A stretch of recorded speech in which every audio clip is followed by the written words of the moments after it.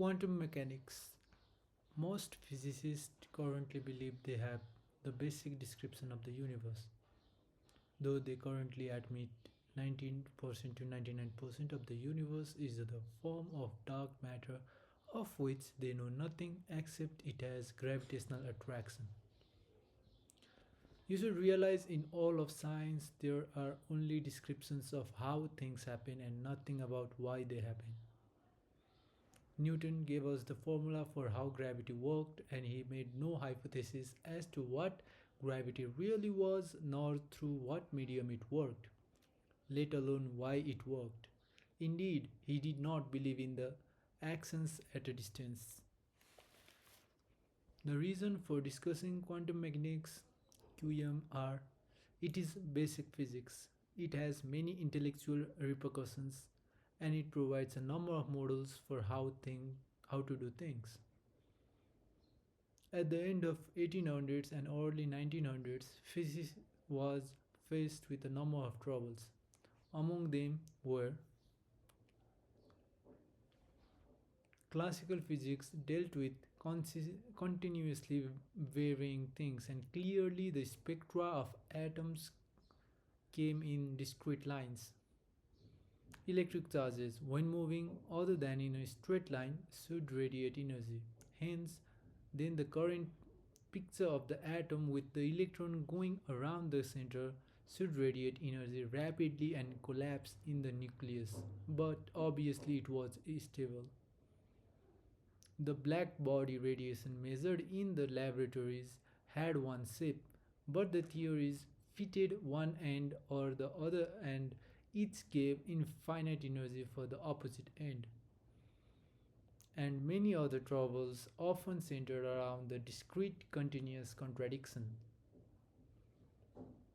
Max Planck fitted the black body radiation experiment data with an empirical curve, and it fitted so well he knew it was the right formula. He set out to derive it but had troubles. Finally, he used a standard method of breaking up the energy into finite sizes and then going to the limit. In the calculus course, we do the same sort of thing. The integral is approximated by a finite number of small rectangles. These rectangles are summed, and then the limit taken as the largest width approaches 0. Fortunately for Planck, the formula fitted only so long as he avoided the limit, and no matter how he took the limit, the formula disappeared. He finally, being a very good, honest physicist, decided he had to stop short of the limit, and that is what defines Planck's constant. The result was presented at a meeting, December 1900, and later published, but was fairly well ignored. Even Planck had little faith in it, until Einstein showed how the finite pieces of energy, called quanta, would also explain the photoelectric effect. This got quantum mechanics going, but it still drifted even though Bohr devised a model of the atom in which the electrons were confined to definite orbits and emitted energy only when they changed orbits. This model came from the spectral line theory, which had been built up based on arithmetical formulas with no known physical bias. Before going on, let me discuss how this piece of history has affected my behavior in science. Clearly, Planck was led to create the theory because of approximating curve fitted so well and had the proper form. I reasoned, therefore, if I were to help anyone do a similar thing, I had better represent things in terms of functions they believed would be proper for their field rather than in standard polynomials. I therefore abandoned the standard polynomial approach to approximation, which numerical analysts and statisticians, among others, use most of the time. for the harder approach of finding which class of functions I should use. I generally find the class of functions to use by asking the person with the problem and then the facts they feel are relevant, all in the hopes I will thereby someday produce a significant insight on their part. Well, I never helped find so large a contribution as quantum mechanics, but often by fitting the problem to their beliefs, I did produce, on their part, smaller pieces of insight. In 1925, the new quantum mechanics was started by two people, Heisenberg and Schrödinger. Heisenberg adopted the position he would refer only to measurable quantities, the spectral lines for example, and was led to the matrix mechanics. Schrödinger adopted a wave-type approach based on the earlier work of de Broglie and found a corresponding theory. Both mathematical structures, as you know, admit discrete eigenvalues to be identified with the discrete energy levels of the spectral lines. It was quickly shown by Schrödinger, Eckhart, and others the two theories, though looking very much different, were in many senses equivalent to each other. Moral: there need not be a unique form of a theory to account for a body of observations. Instead, two rather different looking theories can agree on all the predicted details. You cannot go from a body of data to a unique theory. I noted this in the last chapter. Another story will illustrate this point clearly. Some years ago, when I took over a PhD thesis from another professor, I soon found they were using random input signals and measuring the corresponding outputs. I also found it was well known, meaning it was known but almost never mentioned. Quite different internal structures of the black boxes they were studying could give exactly the same outputs, given the same inputs, of course. There was no way, using the types of measurements they were using, to distinguish between the two quite different structures.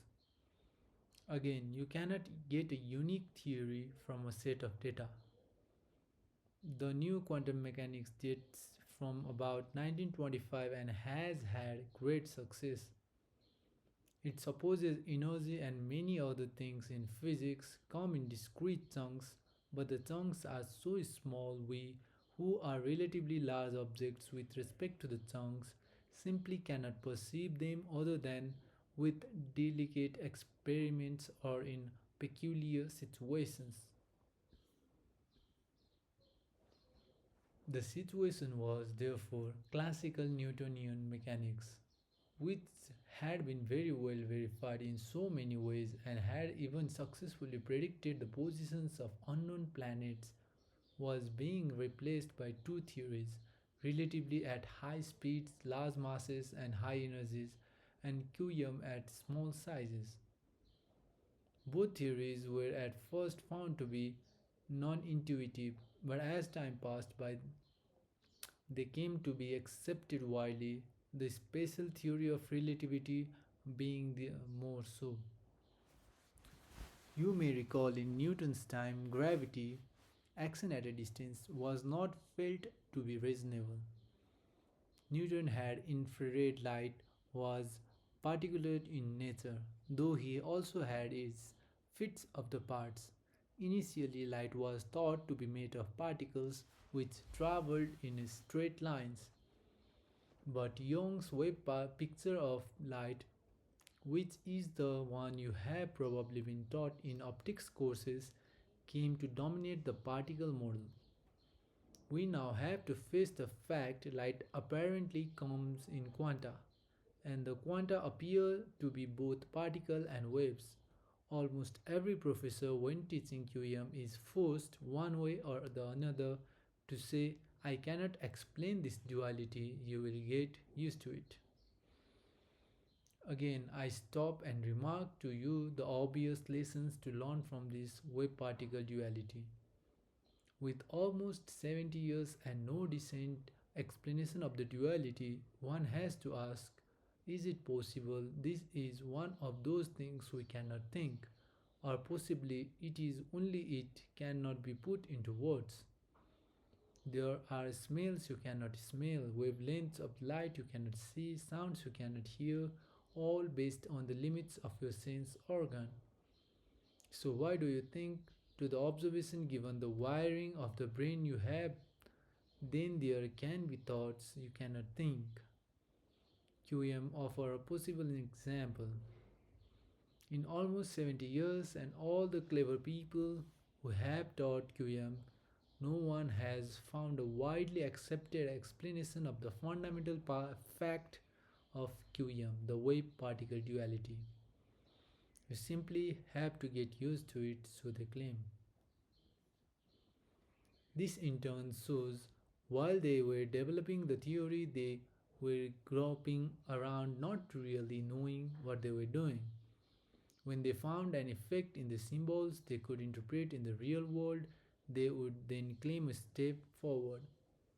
Well, along in the process of creating QM, Born observed from the wave functions in the Schrodinger's theory, the square of the amplitude is to be interpreted as probability of observing something.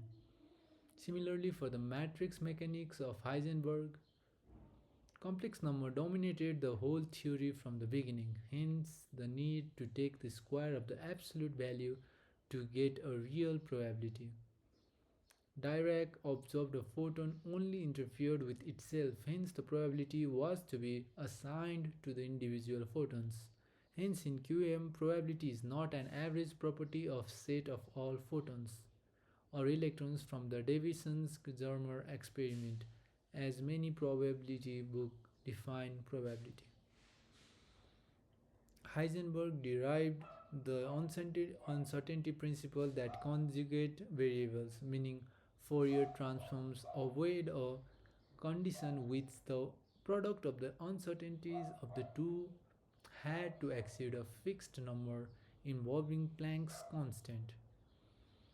I earlier commented chapter 17. This is a theorem in Fourier transforms. Any linear theory must have a corresponding uncertainty principle. But among physicists, it is still widely regarded as a physical effect from nature rather than a mathematical effect of the model.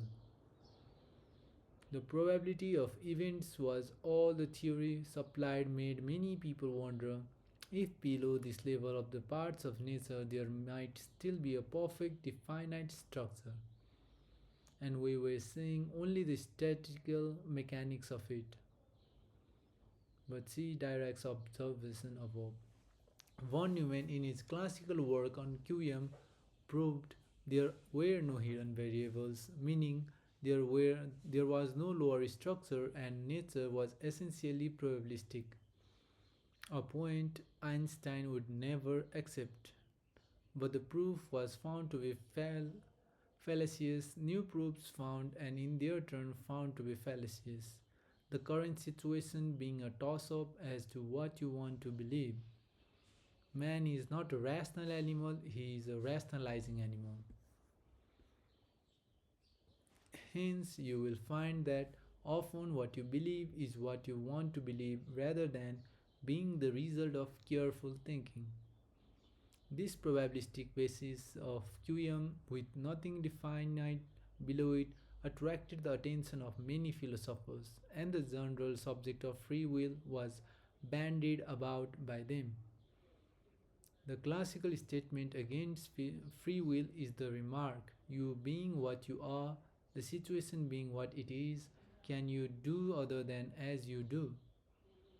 There is apparently no way the question can be settled experimentally, so the arguments go on. Personally, and it is only my belief, I can see no connection between the two. Nature basically may be probabilistic, does not mean we are able to affect it in any way, hence we cannot choose. That is, if you accept the forces of official physics are all there is. Back in ancient Greek days, Democritus said all is atoms and void.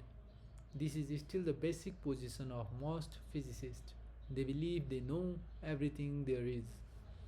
In the sense, there are no unknown forces they have not detected. It is a religious question to a great extent. You can believe as you wish in this matter. If we have no free will, then the widespread belief in punishment by God or gods for our deeds seems a bit unfair. We must do as we do if you accept the deterministic approach. On the other hand, if it is sensible to believe in justice from our God or gods, then some sort of free will ought to be around. Calvinists to the contrary. And of course, infinite mercy implies being forgiven or for everything you ever do. See the Amida Buddha sect in Japan around the year 1000 AD for the extreme of such beliefs. I do not believe it is reasonable to argue such questions based on QM. I doubt, between you and me, the physicists know everything. In my old age, I have come to the belief there are such things as self awareness, self consciousness, which cannot be ignored as they are ignored in the atoms and void theory. But how such things, if they exist and with what sense they do exist, can interpret with the real world of atoms is not a bit clear to me. The psychological parallelism theory. The cyclical words go on independent parallel tracks with no interconnections, but they always agree perfectly. I was taught in an early psychology course seemed to me even at then to be utterly foolish. So I have nothing to offer you in this matter except not to depend on QM for much support for your beliefs. But worse things were to come in QM. Alain Aspect in Paris has done some experiments which are bothersome to say the least. Two particles with opposite spins are sent in opposite directions. The polarization of them is not known, but it is believed when one is measured, then the other will be found in exactly the opposite polarization. It is also a basic belief of QM. It is only the act of measurement which puts the wave function into some definite state. Before measurement, you have only the probability distribution. Thus, the orientation of one measuring device at one end of the experiment will immediately, and we apparently mean immediately, affect what is measured at the other remote end of the experiment, some 12 meters away or so. And this may at first seem to contradict both the special and general theories of relativity. I said seem because the theories predict you can do no useful signaling at faster than the velocity of light. One can swing a bright light beam as from a lighthouse so rapidly at a point far out goes faster than the velocity of light, but you cannot signal faster according to the two theories. The aspect experiments apparently force you to accept non-local effects.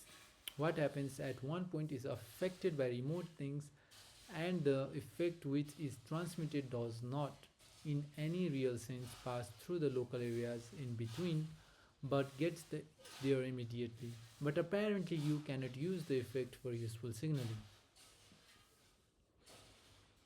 Others have done similar experiments showing the same kind of effect. There are apparently non local effects in QM. Two systems which were once entangled, as they say, can forever interact. There is no such thing as an isolated object, much as we talk about using them in classical experiments. Einstein could not accept non local effects, nor can many other people. But the experiments have been around for more than a decade, and many hypotheses has been devised to get around the conclusion of non-local effects. But few of them have gotten much acceptance among physicists. Einstein did not like the idea of non local effects, and then he produced the famous Einstein Podolsky Rosen paper EPR, which showed there were restraints on what we could observe if there were non local effects. Bell sharpened this up into a famous Bell inequalities on relationships of apparently independent probability measurements, and this result is now widely accepted. Non local effects seem to mean something can happen instantaneously without requiring time to get from cause to effect, similar to the state of polarization of the two particles of aspect experiments. So, once more, quantum mechanics has flatly contradicted our belief and instinct, which are, of course, based on the human scale and not on the microscopic scale of atoms. QM is stranger than we ever believed and seems to get stranger the longer we study it. It is important to notice while I have indicated maybe we can never understand QM in the classical sense of understand, we have nevertheless created a formal mathematical structure which we can use very effectively. Thus, as we go into the future and perhaps meet many more things we cannot understand, still we may be able to create formal mathematical structures which will enable us to cope with the field's unsatisfactory, yes, but it is amazing how you get used to QM after you work with it long enough. It is much the same story as you're handling complex numbers.